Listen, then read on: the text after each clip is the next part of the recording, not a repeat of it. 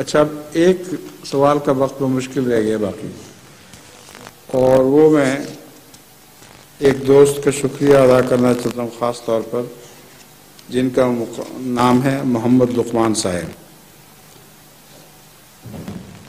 ان کے سوال پر میں نے ربوہ لکھا تھا کہ اس کی تفصیل معلوم کریں۔ میں نے کسی مجلس میں غلطی سے لا علمی کی بنا پر یہ کہہ دیا تھا کہ معلوم ہوتا ہے خانہ کعبہ پر غلاف چڑھانے کا رواج بعد میں ہوا ہے، لیکن الحمدللہ کہ اللہ تعالیٰ جماعت کی وجہ سے میرا علم بھی ساتھ ساتھ بڑھاتا چلا جاتا ہے۔ چنانچہ مختلف روایتیں جو دیکھی گئی ہیں، ساری پڑھنے کے شاید وقت نہ ملے، مگر ان میں یہ قطعیت کے ساتھ ثابت ہے کہ یہ رواج نہ حضرت ابراہیم سے شروع ہوا ہے، نہ حضرت اسماعیل رضوان اللہ علیہ السلام سے شروع ہوا ہے، بلکہ بعد کے زمانے میں کسی نے یہ رواج ڈالا اور عربوں کو یہ بہت پسند آیا اور باقاعدہ خانہ کعبہ پر کپڑا چڑھایا جانے لگا۔ بعض دفعہ چمڑے کا بنا ہوا کپڑا کافی محنت سے بنایا جاتا تھا، بعض دفعہ اچھے خوبصورت کپڑے کا وہ غلاف بنا کر چڑھایا جاتا تھا، اور پھر آہستہ آہستہ یہ روایت بھی بن گئی کہ وہ سیاہ رنگ کا ہو جیسا کہ آج کل ہے۔ تو حضرت صلی اللہ علیہ وآلہ وسلم نے اس روایت کو ختم نہیں فرمایا بلکہ جاری رکھا۔ اس وجہ سے مسلمانوں میں اب یہ سنت بن گئی ہے۔ شروع کرنے والوں کی تو سنت نہیں کہی جا سکتی، مگر ایک نیک سنت کی ابتدا ان کی طرف سے ہوئی، پہلوں کی طرف سے۔ رسول اللہ صلی اللہ علیہ وسلم نے اس کو اپنی امت میں بھی اسی طرح جاری رکھا۔ بعض کہتے ہیں پہلا شخص جس نے یہ شروع کیا تھا اس کا نام عدنان تھا۔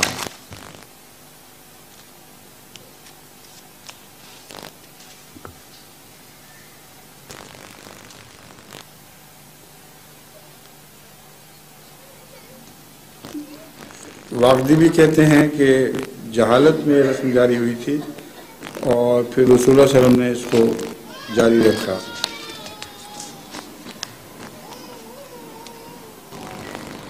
ایک یمنی کپڑے کا ذکر بھی آتا ہے کہ وہ چڑھایا گیا تھا۔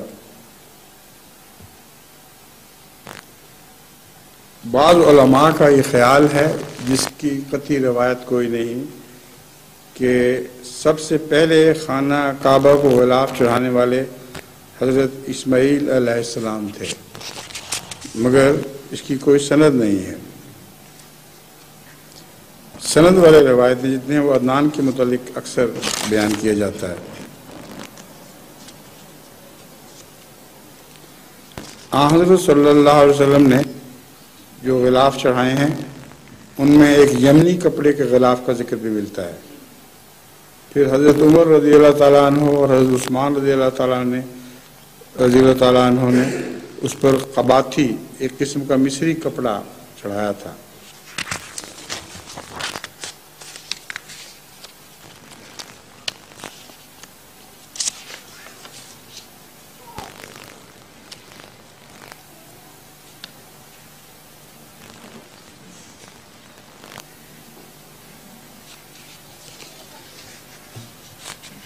بعض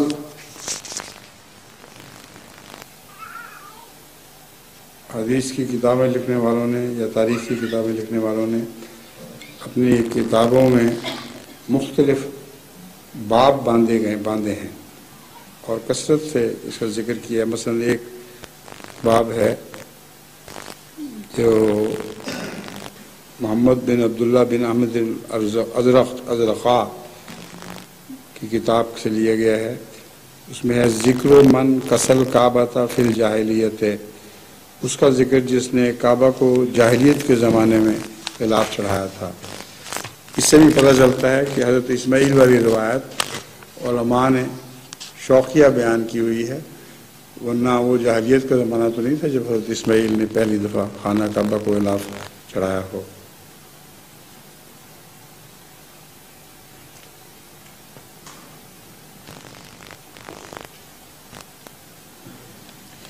ایک روایت میں جو حضرت ابو ہریرہ سے مروی ہے یہ ہے کہ ایک شخص تھا اسد حمیری جو طبہ میں سے تھا، وہ اس کو لوگ برا بھلا کہا کرتے تھے، تو حضور صلی اللہ علیہ وسلم نے اس روایت کے مطابق اس کو برا بھلا کہنے سے اس لیے منع کیا کہ اس کے متعلق بھی بیان کیا جاتا ہے کہ اس نے سب سے پہلے خانہ کعبہ کو غلاف چڑھایا تھا۔ بہرحال بہت لمبی حدیثیں ہیں اور ان کا تفصیلی ذکر ضروری نہیں ہے، خلاصہ میں نے آپ کے سامنے پیش کر دیا ہے۔ تو خانہ کعبہ پہ غلاف چڑھانا اب سنت بن چکا ہے، اس سے پہلے سنت نہیں تھا۔